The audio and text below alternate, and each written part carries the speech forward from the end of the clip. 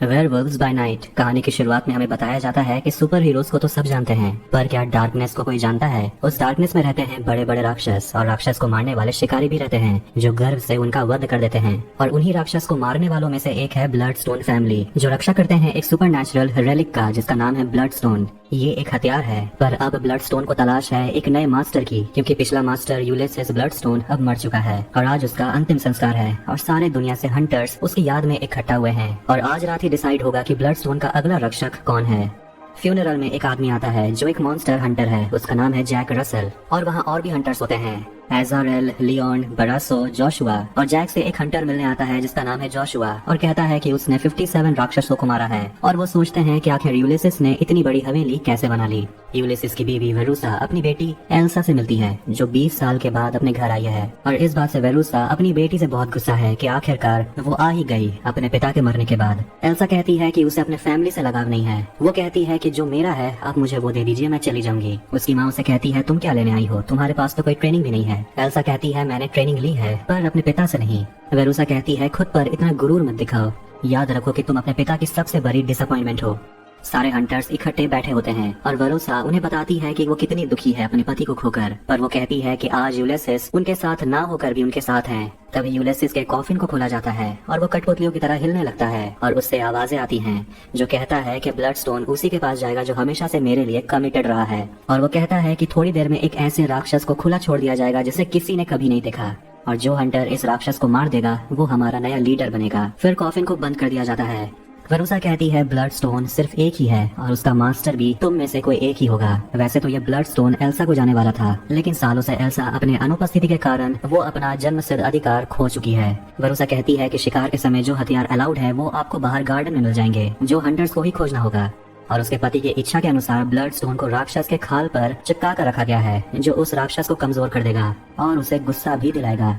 सारे हंटर्स इस खेल के लिए मान जाते हैं, लेकिन वो सोचते हैं कहीं इस गेम में एल्सा को कोई स्पेशल ट्रीटमेंट तो नहीं मिलने वाला, क्योंकि वो यूलिसिस की बेटी है। लेकिन वेरूसा कहती है कि ये गेम बिल्कुल ही निष्पक्ष होगा और किसी को कोई भी स्पेशल ट्रीटमेंट नहीं मिलेगा, किसी को भी नहीं। और जो नहीं बचेंगे उन्हें भी यूलिसिस की तरह सम्मान दिया जाएगा। अब शिकारी चेक करते हैं कि सबसे पहले कौन जाने वाला है और पता चलता है कि जैक सबसे आगे जाने वाला है और उसके पीछे बाकी जाएंगे। तभी उस राक्षस के चिल्लाने की आवाज सुनाई देने लगती है। जैक अपने बारी के लिए चला जाता है और उसके पीछे सारे हंटर्स प्रतिज्ञा लेते हैं आज शिकार के लिए जो करना है वो सब कुछ करेंगे, वो कोई कसर नहीं छोड़ेंगे। जैक एक तरह के भूल भुलैया में एंटर करता है, जिसके बाद बाकी सारे हंटर्स उसी भूल भुलैया में अंदर आ जाते हैं और उस मॉन्स्टर को ढूंढने लगते हैं। तभी जैक के सामने एल्सा आ जाती है, लेकिन वो एल्सा से लड़ना नहीं चाहता। पर तभी वहाँ पर जोशुआ आ जाता है जो उन पर हमला करता है, लेकिन एल्सा उसे गिराकर वहाँ से भाग जाती है उसका हथियार लेकर।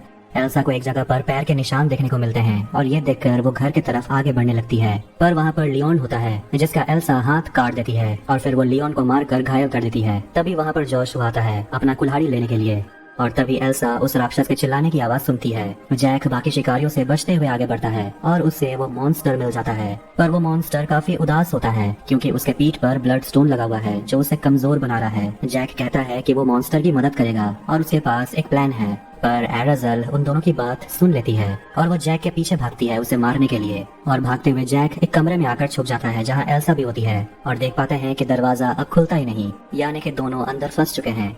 जैक एल्सा की मदद करता है उसके घाव पर पट्टी बांधने में, पर एल्सा उसे कहती है कि मुझे कमजोर समझने की भूल मत करना, मैं तुम्हें काफी टफ फाइट देने वाली हूँ। जैक उसे कहता है कि मुझे गलत मत समझना, लेकिन मैं बाकी शिकारियों की तरह नहीं हूँ। एल्सा कहती है कि वो भी कोई शिकारी नहीं है। जैक एल्सा को बोलता है उसका साथ देने के लिए, उस मॉन्स्टर को बचाने के लिए, और बदले में ब्लड स्टोन वो एल्सा को दे देगा। फिर दोनों बैठकर बात करने लगते हैं और पता चलता है कि एल्सा अपने इस फैमिली से नफरत करती है, वो अपने पापा की तरह बिल्कुल भी नहीं बनना चाहती और इस बात को जैक समझता है। इसके बाद एल्सा को याद आता है बचपन का एक बात, जिसे याद करके वो अपने आंट फ्रांसिस के टूम्ब को तोड़ देती है और उसमें से बाहर निकालती है एक चाबी, जिसके मदद से दोनों उस रूम से बाहर निकलते हैं। दोनों एक दूसरे का साथ देने के लिए मान जाते हैं, यानी कि जैक मॉन्स्टर को बचाएगा और बदले में एल्सा ब्लड स्टोन ले सकती है।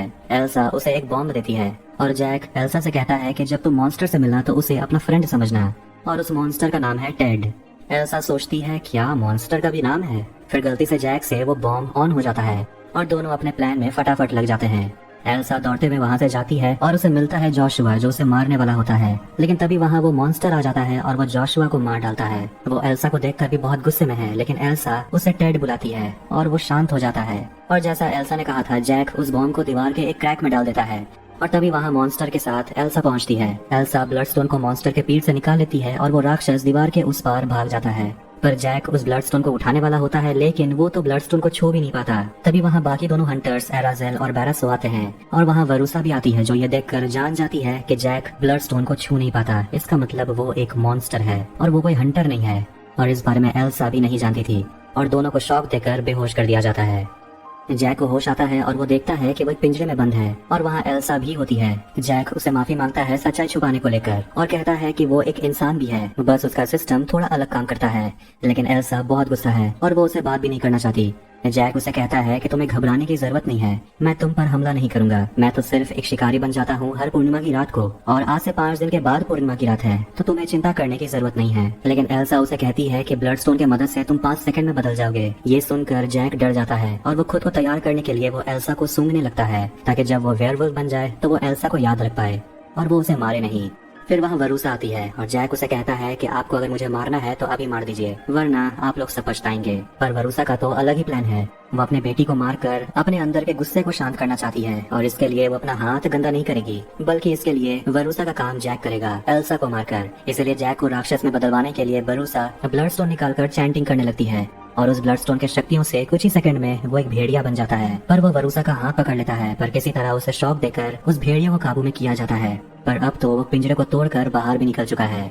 सारे हंटर्स चौकन्ने हो जाते हैं और कुछ ही सेकंड में वो भेड़िया उन पर हमला करने लगता है और पिंजरे के छेद से एल्सा भी बाहर निकल आती है और वो बाकी हंटर से लड़ती है ताकि वो जैक को नुकसान न पहुंचा पाए। वरूसा ब्लडस्टोन को लेकर जैक के पास जाती है और उसके मदद से वो भेड़िए को खुद से दूर रखती है और एल्सा एराजेल को मार डालती है, जिसके बाद वो अपनी माँ को भी मारने की कोशिश करती है और वो जैक की तरफ आगे बढ़ती है और सेफ्टी के लिए वो ब्लडस्टोन उठा लेती है। जैक के सामने जाते ही वो एल्सा पर झपट पड़ता है, लेकिन वो उसे मारता नहीं, वो वहाँ से भाग जाता है। तभी अचानक से वरूसा उठ खड़ी होती है और वो अपनी बेटी को मारने वाली होती है, क्योंकि वो उनके परिवार के लिए बस एक अपमान है। लेकिन तभी वहाँ पर टेड आ जाता है और वो वरूसा को जलाकर मार डालता है। फिर वो अपने दोस्त जैक को ढूंढने के लिए वहाँ से चला जाता है। हॉल में अभी भी एक सेवक जिंदा बच गया और वो कहता है कि अब वो एल्सा के लिए काम करना चाहता है। एल्सा उसे कहती है अच्छी बात है, तो चलो सफाई स्टार्ट करो। एल्सा ब्लडस्टोन को लेकर बैठ जाती है और finally screen black and white से कलर में चेंज हो जाती है। अगली सुबह जैक को होश आता है और वो अपने सामने टेड को पाता है, जो उसे पीने के लिए कॉफी देता है। जैक टेड से पूछता है क्या एल्सा ठीक है। टेड सिर हिलाकर हाँ कहता है और दोनों बात करते हैं और इसी के साथ वेयरवुल्व्स बाय नाइट यही एंड होती है। तो अगर आपको वीडियो पसंद आया तो वीडियो को लाइक करें, चैनल को सब्सक्राइब करें ऐसे ही मूवीज और टीवी सीरीज एक्सप्लेनेशंस के लिए। मिलते हैं नेक्स्ट वीडियो में, टेक केयर।